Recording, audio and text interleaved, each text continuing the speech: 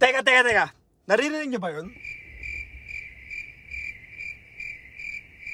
Ako rin eh. Hindi ko narinig.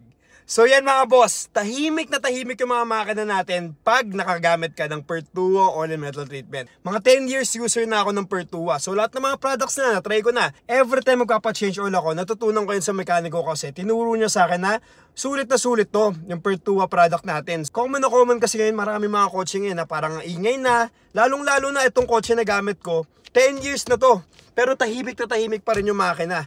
Besides sa pag-aalaga kasi, syempre, kailangan mo pa rin ng added na protection. Kaya tahimik na tahimik yan kasi yun nga, inaalagaan niya yung makina ko.